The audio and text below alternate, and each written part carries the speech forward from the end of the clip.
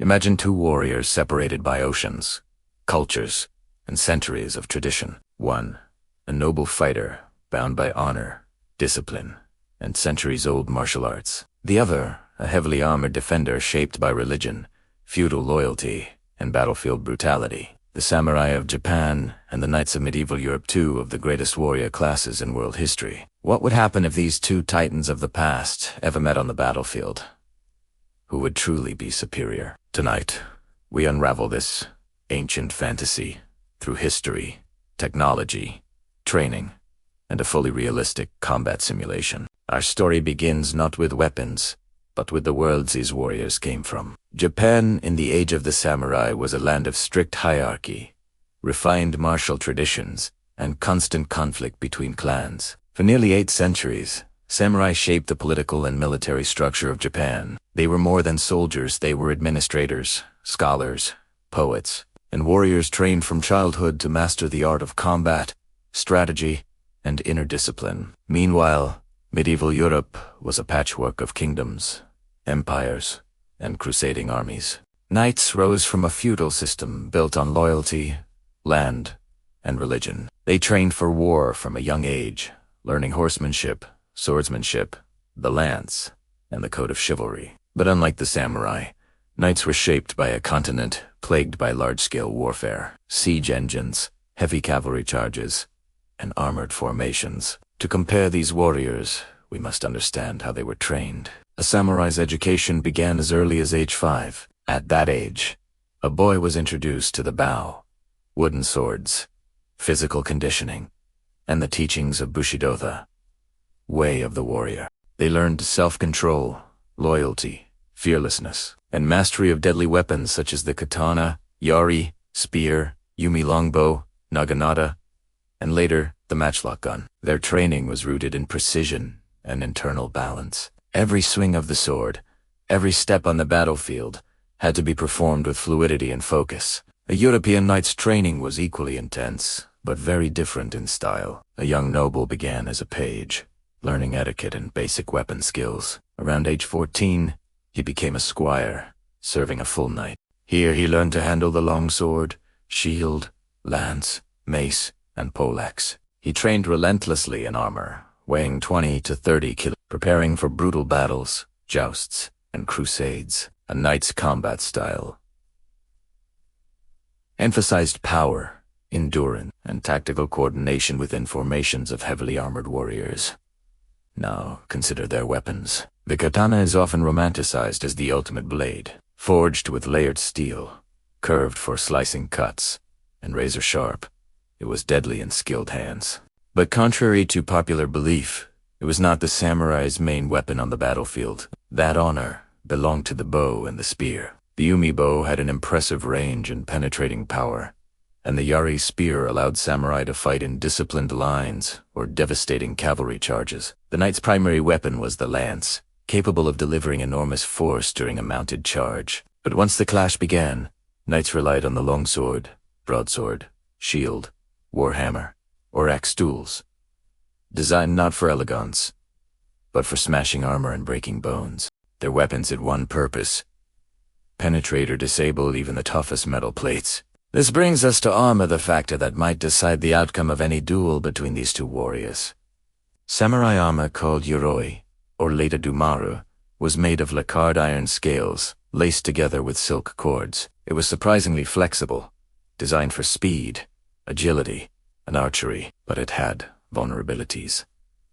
While effective against arrows, slashes, and some spear thrusts, it was not designed to withstand full-force blows from European weapons. Knightly armor, especially by the late medieval period, was a masterpiece of engineering. Full-plate armor could weigh 20 to 30 kilograms, but was distributed so well that a knight could run, row, and mount a horse with surprising ease. Contrary to myth, knights were not slow or clumsy. Their armor could deflect arrows, sword, strikes, spear, thrusts, even early firearms. Against a katana, full-plate European armor offered near-complete protection. But armor is only one factor. The battlefield environment could dramatically shift the outcome. Samurai and knights fought in very different terrains and climates. Japanese warfare favored steep hills, forests, bamboo groves, and small-scale clan conflicts. European warfare often featured open fields, cavalry charges, siege warfare, massive infantry formations, and devastating cavalry shock tactics. Let's simulate the first scenario. A duel on open ground. A knight in full armor approaches, shield ready, longsword at his side. The samurai stands lightly armored, faster, his katana drawn, his movements precise and fluid. The knight's best strategy is to close the distance and grapple. Once in close combat, the knight's armor becomes nearly impenetrable, and his strength gives him a major advantage. The samurai's advantage lies in speed, footwork, and precision. A must-evade maneuver and target weak points joints, gaps in the armor, or the visor. The samurai circles quickly, looking for an opening. The knight remains defensive, using his shield like a wall. The samurai strikes, but the blade slides harmlessly off the armor. He switches tactics, aiming for the legs or underarms.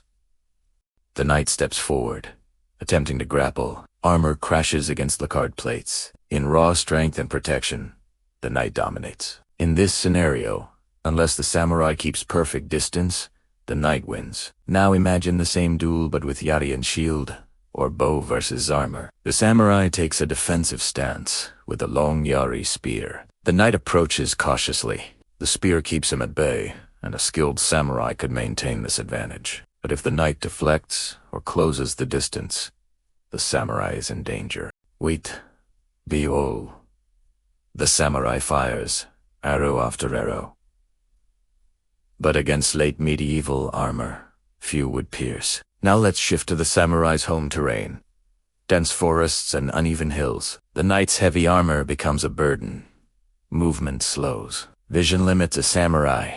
Moving lightly, becomes a ghost among the trees. He ambushes, evades, and counters. In such an environment, the knight loses his cavalry advantage. His armor becomes less effective, and the samurai's tactics dominate. Here, agility triumphs over brute force.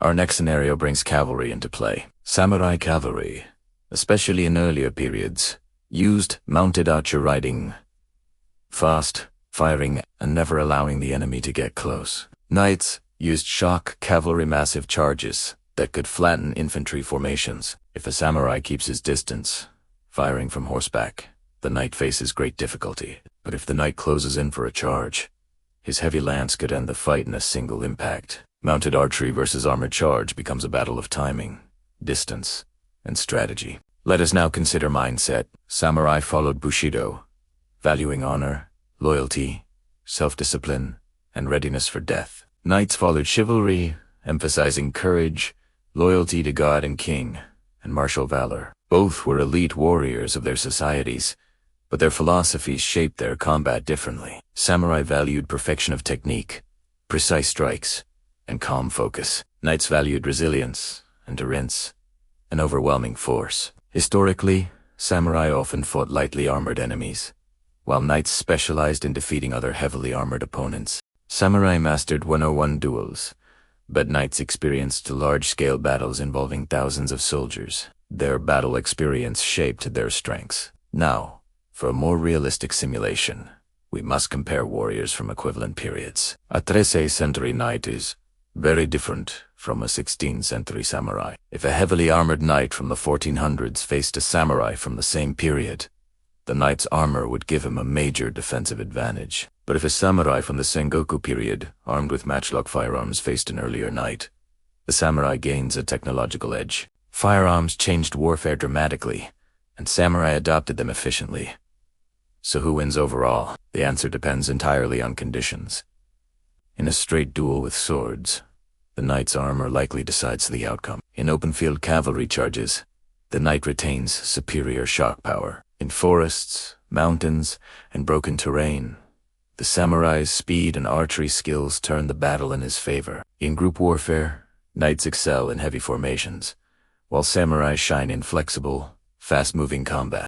But if we imagine a neutral battlefield with both warriors in peak condition, using traditional weapons suited to their era, our simulation reveals a balanced outcome. The knight has the advantage in durability, armor, and raw power. The The samurai has the advantage in speed, technique, and adaptability. Neither is universally superior. Their greatness lies in how perfectly they were shaped for their own worlds. In the end, the question is not who would win in a single hypothetical duel, but how each warrior expresses the spirit of his civilization. The knight represents the ironclad force of medieval Europe, shaped by crusades and endless wars. The samurai represents the disciplined elegance of Japan, shaped by centuries of clan conflict and refined martial arts. Together, they stand as two of humanity's most iconic warriors, each mastering his craft in ways the other might never understand. And perhaps that is the real story, not who would win, but how these two traditions reveal the diversity of human strength, courage, and honor. Their legends endure not because of who they could defeat, but because of what they represented in the hearts of their people. This has been Samurai vs. Knight, a historical simulation of two worlds that never met, but live forever in our imagination.